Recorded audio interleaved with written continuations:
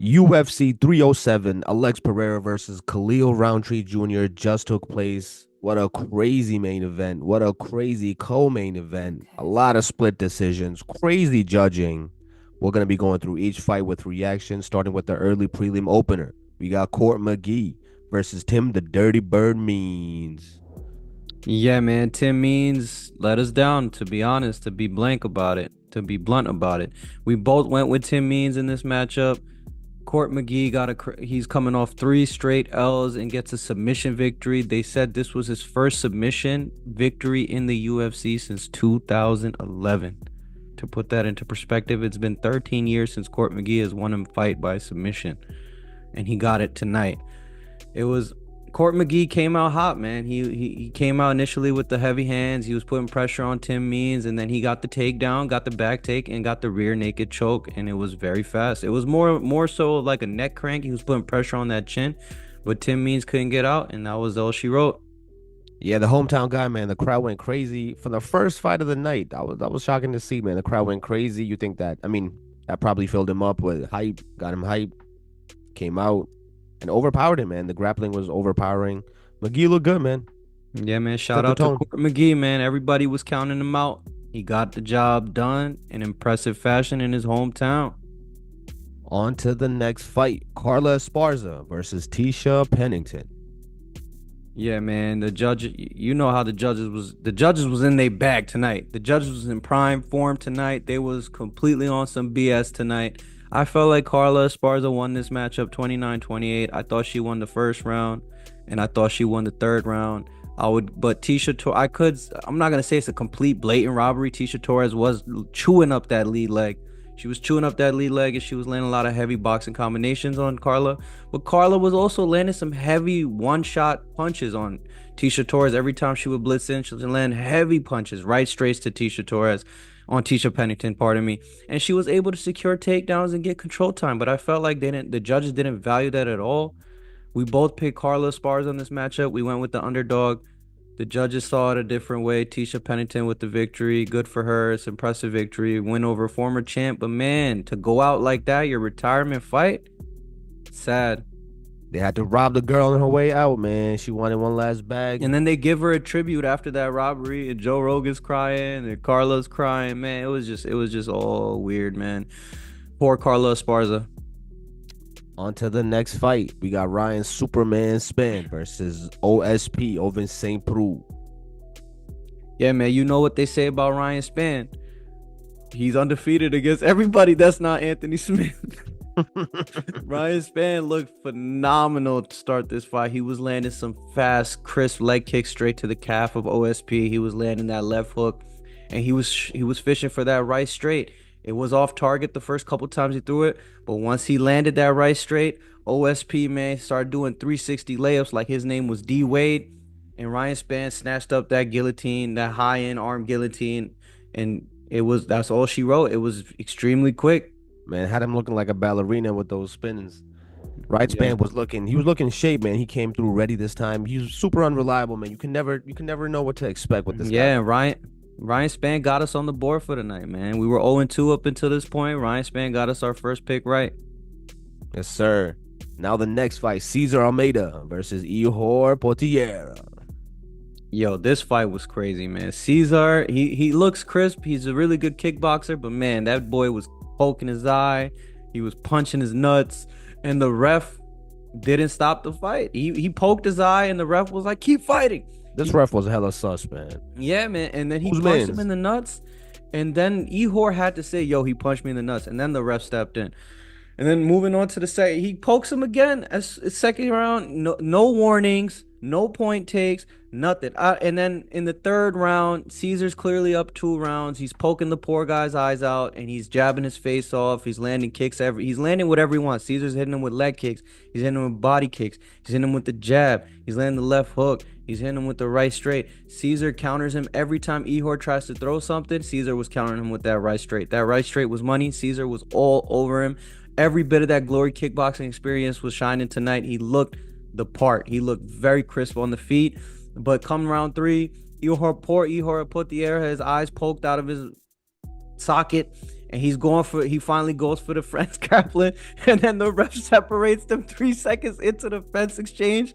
And then Ihor is like, all right, man, he's probably not gonna do that again. He goes for the same exchange, and the ref separates them again. And then they get to some striking, and then Ihor goes for a third exchange against the fence. He has the control, and the referee again separates them within 5 seconds. Didn't let Ihor work at all. He's like, let's work. All right, break. Immediately, there was no pauses in between. That was some horrible refereeing. Poor Ihor Portiera, but Cesar made it look good, man. Yeah, I don't know what was good with that ref, man. That dude needs to be investigated on the spot. He better not come back to another UFC fight again, bro, because it was like a karate match, dude. He was like a kickboxing match, man. I don't know what he wanted to see. Yeah, man. That was insane. That was insane.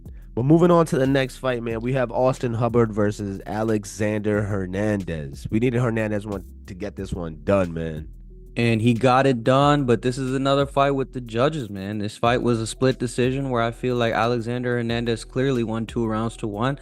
I thought Alexander Hernandez and Austin Hubbard were trading good. It was some good striking exchanges in the first round, but Hernandez had the volume and the forward pressure, and he was stuffing all the takedowns. Same story in round 2. He's stuffing all the takedowns, and he's landing good counters. He has all the forward pressure. 2 rounds to none, in my opinion, up till this point. Then we move to round 3. Hubbard's walking him down. Hubbard starts landing some big shots in round 3. Hernandez starts to slow down. I thought Hubbard won round 3, 2-1, but it's a split decision on the cards. Again, the judges are wilding out in Salt Lake City, so it must be something in the water. Must be something in the water, man. Moving on, we have Marina Rodriguez versus Yasmin Lucendo. Now, this was a very, very, very fun matchup. Lucendo got rocked early by Marina, but she recovered very well and was able to take down Marina and control her for the rest of the night, man. Lucendo did her thing with the grappling this fight, took down Marina multiple times. She was looking very impressive, man. She was a lot younger, but Marina's a vet, man. Marina's no pushover, so Marina did also put on a good performance. This was a very, very even fight. Could have went either way. Honestly, I'm glad it went my way because I picked Lucendo to win this one. But overall, great fight, man. Lucendo got it done. Yeah, man, this was the first fight of the night that me and you had different picks on. You went with the young fighter, Yasmin Lucendo. I went with the vet and Rodriguez. And to be honest, I'm not going to blame the judges. I thought it was a close fight and it could have went either way. But I thought Marina Rodriguez did enough to get it done. But also, Yasmin Lucendo looked good, man. Marina Rodriguez is a beast in that women's strawweight division. And Yasmin Lucendo didn't seem to have any problems with her. A lot of people can't stand with Marina Rodriguez for extended periods of times without getting hurt. Yasmin Lucendo was not getting rocked or nothing like that in this fight. She was getting, every time she was able to get close to Marina, she was able to initiate the body lock and get her to the ground and control her relatively easily. Impressive victory for Yasmin Lucendo. I can't wait to see what's next. Sad for Marina Rodriguez. She looked good. She fought with a lot of heart. She's a little bit older. Yeah, man. That's a great win for Lucendo to have on her record. Great win. But let's move on, man, to Wonder Boy, man. Where the times have been, man. Where the times go. Stephen Thompson versus Joaquin Buckley, man. Buckley, before this fight started, said, I'm pulling a Khamzat. I'm pulling a Khamzat. You know what that means, bro. Go straight for the double leg. Great first round, evenly matched. Buckley with the forward pressure. You know, he got 2 takedowns early, but Thompson was doing his thing, man. He was fighting beautifully off that back foot, catching Buckley. I thought he might have won that first round. Very, very even round, 50-50 in my opinion. Second round was much better for Buckley. Buck just had too much pressure, man. Secure takedowns. After that second round, it could have been 1-1 or it could have been 2-0 Buckley, but yeah, Buckley was doing his thing. And then at the end, man, Buckley just got the crazy knockout. What else is there to say, man? It was unfortunate. I felt like if Wonder Boy did his thing, he was doing really good that third round. If he maybe survived to the decision, he probably could have gotten that W, that unanimous decision. You know, that those judges were on one tonight. I felt like they would have gave it to him. But Buckley just got it done, man. Shut his lights out. Yeah, man, impressive performance for Buckley. That's a standout victory for his career, and he's 5-0 at welterweight, man. He's looking unstoppable at the 170-pound division. As we all know, Wonder Boy's not an easy guy to knock out. He's undefeated in his kickboxing career, and he's only been knocked out by Anthony Pettis, and that was a lucky knockout where Pettis caught him with the Superman punch off the cage, man. So Joaquin Buckley, he's in uncharted territory tonight, man. It's a very impressive victory. Wonderboy Thompson, super crisp striker. I thought Wonderboy edged the first round. The second round, Buckley had that pressure. He also had a little bit, he had that takedown, although it didn't amount to much. He had the forward pressure. He had some control time with the takedown. I thought it was 1-1 going in the third. And then in the third round, Buckley, tucking and rolling like Rampage Jackson, lands that devastating hook when Wonder Boy's against the fence, puts him down, follows up with another mean shot, and puts him completely out. Poor Wonder Boy Thompson. The man's 42, and he's fighting a young lion like Joaquin Buckley that was throwing heavy leather at him tonight. Hopefully Wonder Boy's all right. Excited to see what's next for Buckley. He called out Usman. Is he going to get it? I doubt it, but he should have called out JDM, man. That would have been a better fight. Hey, Usman's a good call out too, nonetheless. And DC approved, so DC's his biggest hater. On to the next fight, man. We have the Olympian judoka Kayla Harrison versus Kaitlyn Vieira. Solid matchup here. Kaitlyn, I'm surprised, man. She was no heavy underdog. She put on a solid performance. She was stuffing almost every takedown in the first 2 rounds. Kayla, man, she needs to improve her stand-up. Let's be real. Her stand-up was looking a little sloppy. She was throwing those lousy leg kicks. She was throwing some crazy hooks. Kaitlyn's defense on the cage was amazing, man. That's against the world-class judoka, she was looking very good on the cage. She was stuffing almost all her trips. She couldn't do nothing. But by the third round, she got taken down and just dominated, man. Once Kayla takes you down, man, that's her world. That's her world over there. Yeah, man. In the breakdown video that we did previously for 307, I did say Kayla Harrison was going to win this fight, but I said it wasn't going to be an impressive fashion. I thought it was going to be a boring fight. I thought she would struggle to get takedowns, and I knew for sure she wasn't going to finish Kaitlyn Vieira. Kaitlyn Vieira is coming from that judo background. She knows a lot of answers to those trips that Kayla Harrison implements to get the fight to the ground, and she kept it relatively, for the most part, a stand-up fight. And Kaitlyn Vieira on the feet is no joke. Kayla Harrison, she didn't look too crisp on the feet in terms of offense, but her striking defense looked on point. She wasn't getting caught with anything big.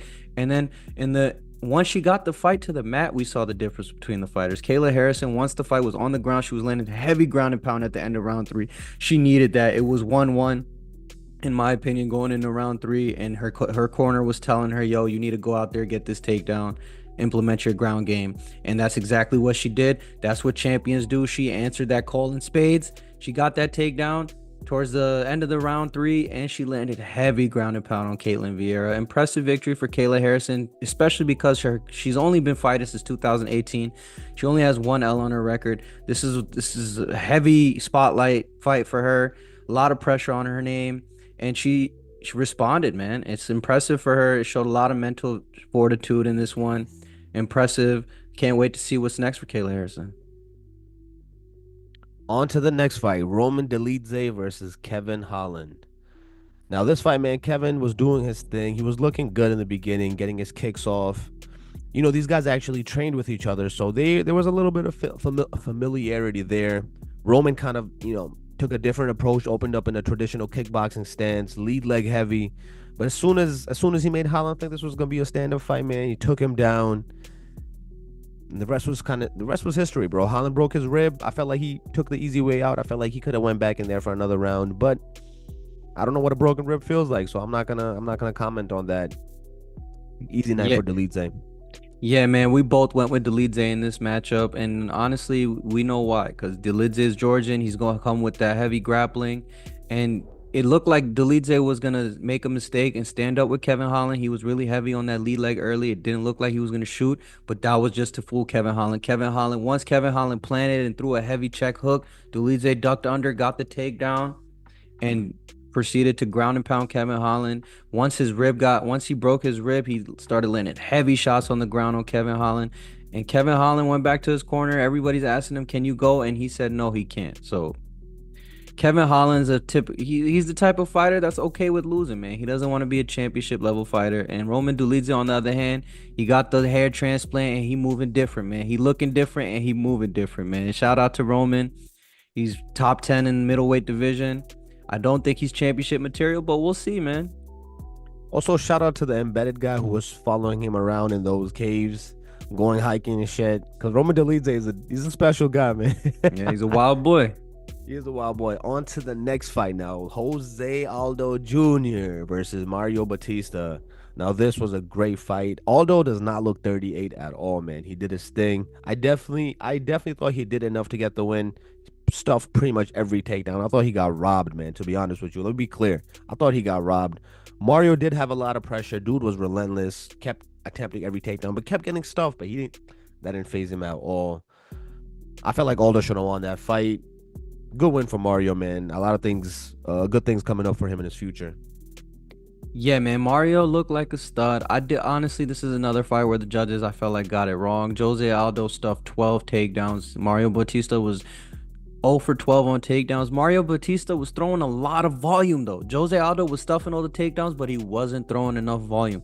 The significant strike numbers are similar, but Mario Bautista just threw so much. So in the images, like in the minds of the judges, it just felt like Bautista was outworking Jose Aldo, and that's in actuality what happened. He was outworking Jose Aldo, but I felt like Jose Aldo was landing the more quality strikes. He wasn't throwing as frequently, but when he was throwing, it was with purpose and intention. I thought Jose Aldo did enough to get that 29-28. Mario Bautista impressed me though, just to be able to compete with Jose Aldo like that, just to be in there like that. He was landing on the feet. He was trying to get takedowns. He showed a lot of high level skills in this matchup against a legend in Jose Aldo. I'm excited to see what's next for Mario Bautista. I know he's training with Sugar Sean O'Malley. Let's see what's next for this kid in the bantamweight division. Sad to see my man Jose Aldo lose like that.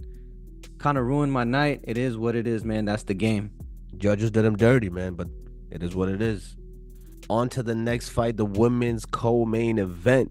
Women's title fight right here. Raquel Pennington versus Juliana Pena.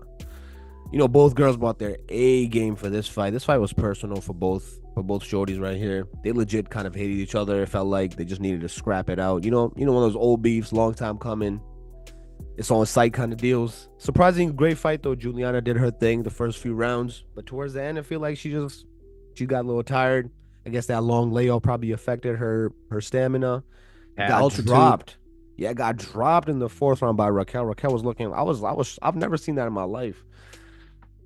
So, I think I felt like the momentum really changed once she got dropped, but Pena did her thing, man. She was landing clean jabs. I felt like she outlanded her, but towards the end, she did almost kind of lose that fight. Very close fight, very evenly matched. But I felt like Juliana did win the first 3 rounds easy, very convincingly. She did her thing on the ground.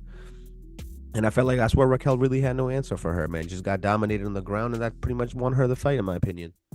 Yeah, man, I'm gonna have to disagree slightly with you. I felt like round 2 and 3 were clearly Pena's rounds, and I felt like round 4 and 5 were clearly Raquel's round, and round 1 was a 50-50 round. This fight, I'm not gonna say it was a robbery. It could have went either way. You shouldn't leave it to the judges when it's that close. 2 clear rounds for Pena, 2 clear rounds for Pennington, and then the round 1 was the 50-50 round, and that's exactly what it was on the cards too. Derek Clearly and Sal D'Amato had 10-9 for Pena in the first round, and then Mike Bell had it 10-9 for Pennington in the first round. That was just the difference, was the first round. Pennington, in my opinion, she didn't start fighting her fight until her coaches told her, you're down. At the end of round 3, her coaches were imploring her to pick it up, man. You're losing this fight. And then she came out in round 4 with a mission. She dropped Pena. Round 5, she had the forward pressure. She was landing a lot of good strikes in round 5. She did enough in my eyes to get the victory, but when you leave it that close and leave it into the judges' hands, you can't be mad. It was a close fight. It could go either way, but the judges, you can't trust them, man, especially in Salt Lake City, I guess. Yeah, it really did come down to that first round. That's where the judges deferred. I thought she did enough to win that first round when I was scoring the fight. But let's talk about what happened after the fight, man. I'm surprised. Are you surprised she didn't call out Kayla Harrison and instead called out Amanda Nunes? Like, you Yeah, think man, Amanda's Pena. really coming back for you? Yeah, Pena's following that Colby Covington script, man. She's trying to get the biggest paycheck, and where it's a win-win for her. If she fights Amanda Nunes, she's gonna get the biggest bag, and if she loses to Amanda Nunes, nobody's gonna give her any criticism. It's a win-win for Juliana Pena. It's pretty cowardly. Kayla Harrison just won a few fights before that, called out the next winner of this matchup, and you're clearly ducking that smoke. And we all know Raquel Pennington was not gonna duck that smoke. you know. But Pena she got the favorable decision, and now she's calling the shots. That's just the name of the game, man. Beat her to the judoka, man. I don't know why she ducking. Amanda not coming back for her. If Uncle Amanda Dana not wanted gonna her, go for Amanda that. would have ran it back with her before she retired. Yeah, Amanda Uncle don't want Dana that. not going for that. Beat her to the judoka.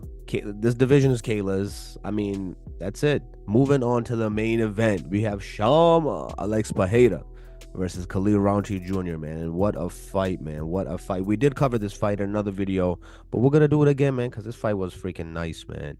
Walk us through it, man.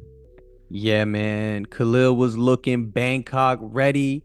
It looked like the Illuminati contract that he signed and those sacrifices that he made that MMA Rigo was talking about was in actuality. And he won the first 2 rounds. He was looking super sharp in the first round, showing a lot of movement. He was landing a lot of combinations.